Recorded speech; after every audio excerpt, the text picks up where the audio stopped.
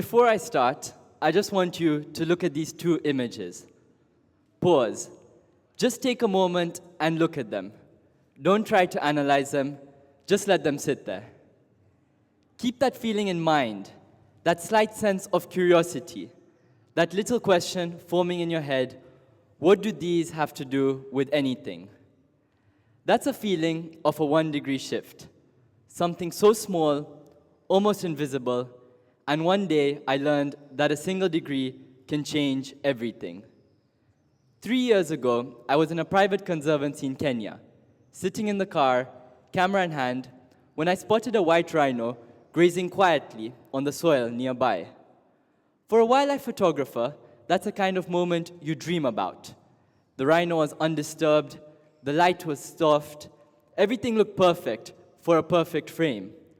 So I lifted my camera to my eye, framed the shot through the window, and took the photo.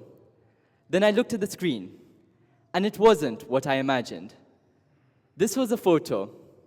The rhino was there, the light was there, the moment was there, but the feeling, it wasn't captured. Something was missing. So I adjusted slightly in my seat and took another photo. Better. Then I changed a few settings on my camera. Another photo, better again. But something still wasn't quite right.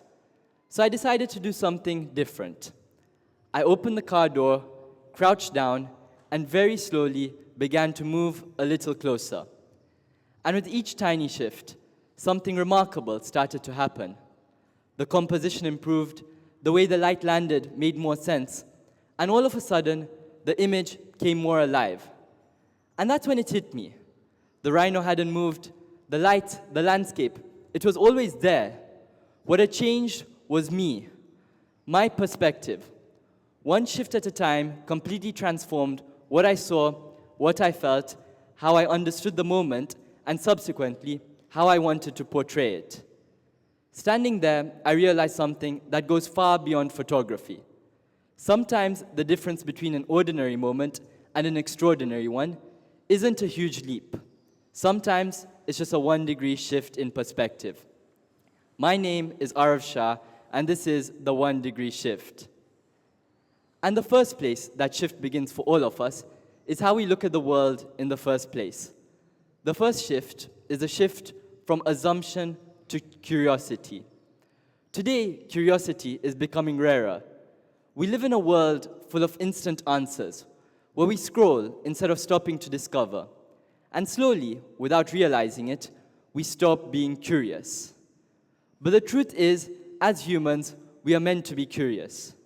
Curiosity is how we grow, how we learn, and how we discover.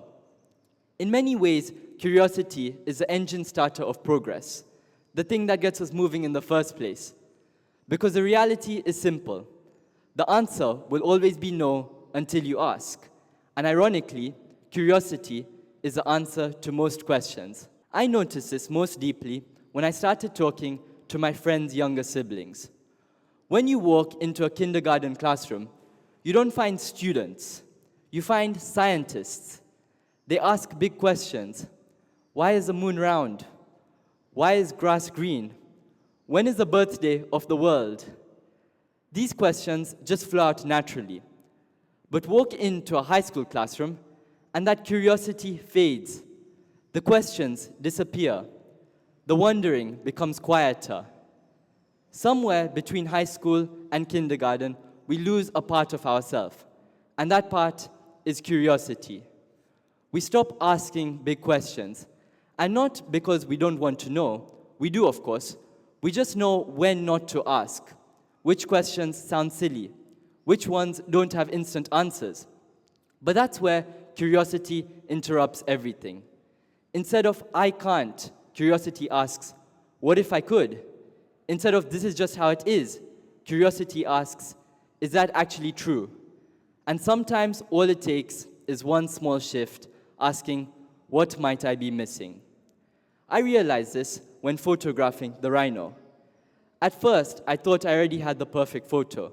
The rhino was there, the light was soft, everything looked fine. But when I looked at the photo again, something felt missing. The moment felt empty. So I paused and looked again, this time with curiosity. I started paying close attention to the details, the angle of the rhino's head, the way the light touched the ground. Nothing about the picture had changed. Nothing about the environment had changed. The only thing that had changed was how closely I was looking. And that's the power of curiosity. Sometimes the difference between an ordinary moment and an extraordinary one is taking one more look and asking one more question. But curiosity doesn't just change what we see. It also changes why we're seeing it in the first place. And that brings me to my second shift, which is from validation to experience. So often in life, we do things for other people, seeking praise, approval, recognition. Especially today, in this day and age of social media and constant comparison, it's easy to perform your life instead of actually living it. And in doing so, we miss seeing the richness of life itself. Can everyone please take out their phones and scroll to the last photo you took? Be true to yourself and ask yourself quietly, did I take this photo to remember the moment or just to show it to someone else and post it online? The question is small but powerful. Instead of asking, how will this look to others, ask, how does this feel to me? That one question changes everything. How we see, how we connect, and how we remember moments. Experiences that once felt ordinary suddenly gain depth because we're no longer performing them. They're ours. I realized this personally when photographing the rhino. Initially, I was shooting in portrait format, thinking about how it would look on Instagram, imagining the likes, imagining the approval. But even though the moment felt fine, the picture felt empty. That's when I paused and thought about a question that I look back to, one that really makes me stop and reflect. Are you climbing the mountain for the world to see you, or for you to see the world? And the uncomfortable truth was, I was climbing it for the world to see me. That question forced me to confront something bigger than photography. Sometimes the most meaningful moments in life aren't meant to be impressive. They're meant to be experienced. They're not about being seen. They're about seeing. So I made a small adjustment. I switched to landscape format, letting the scene take over. Suddenly, all the details I'd been missing came alive. The landscape, the bigger picture, the clarity, the texture. Nothing about the environment had changed. Nothing about the moment had changed. The only thing that had changed was that I began to look for something more real than impressive.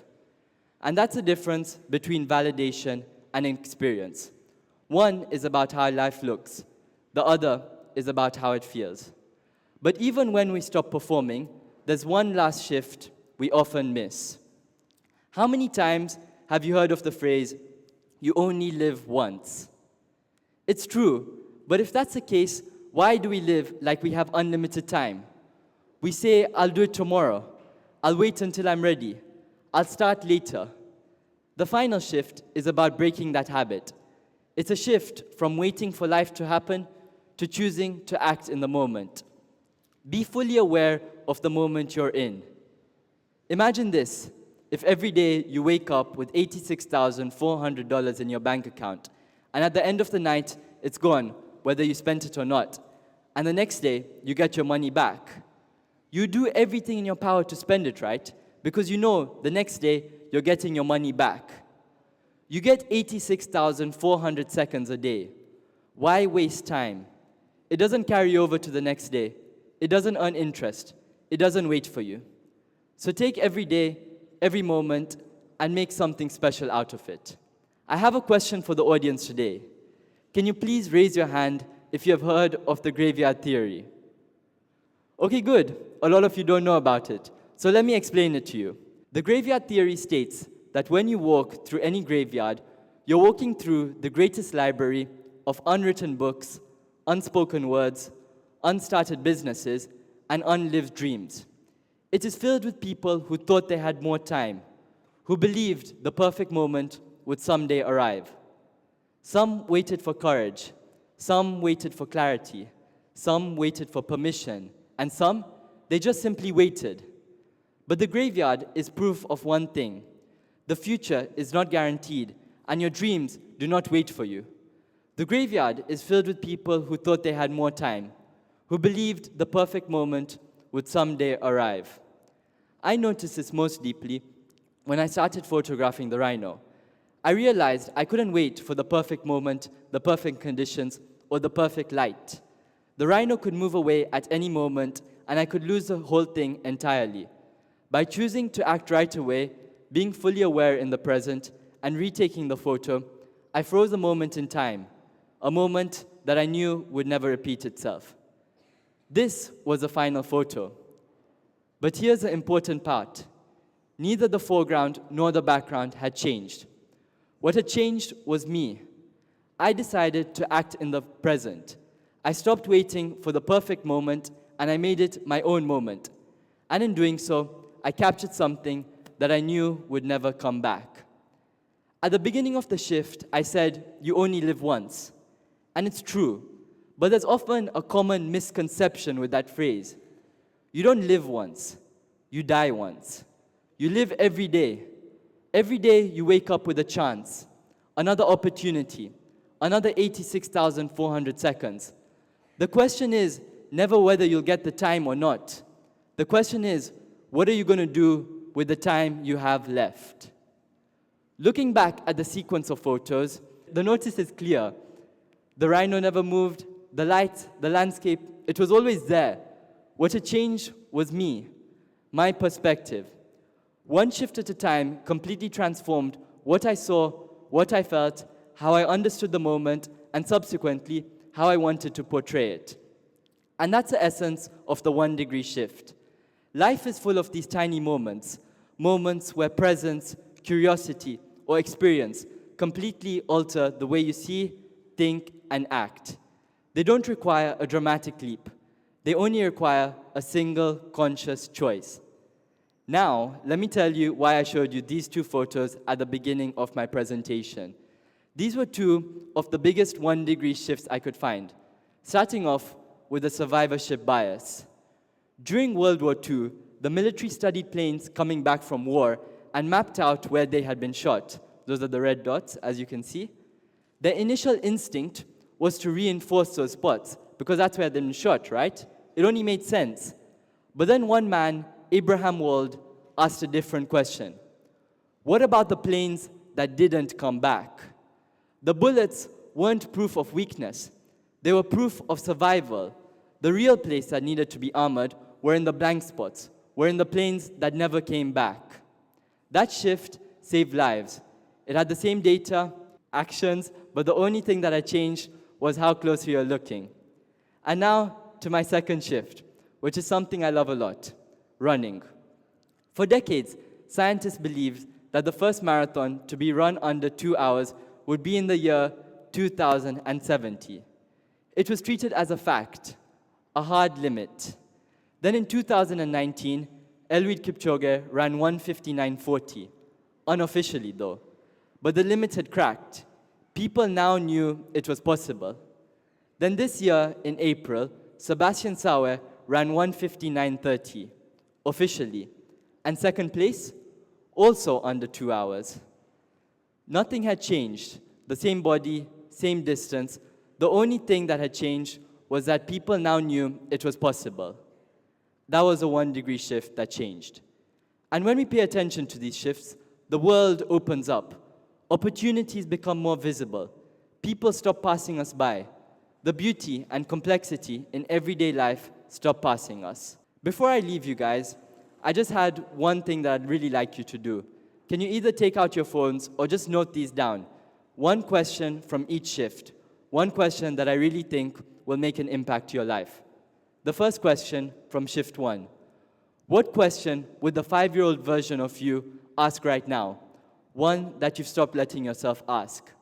Shift 2. Find the purpose of you climbing the mountain. Is it for the world to see you or for you to see the world? And shift 3. You don't live once, you die once. What are you doing with the time you have left today? And if you take nothing else from today, take this. The world is already rich, beautiful, and full of opportunity. The only question is, will you shift your perspective enough to see it? Thank you.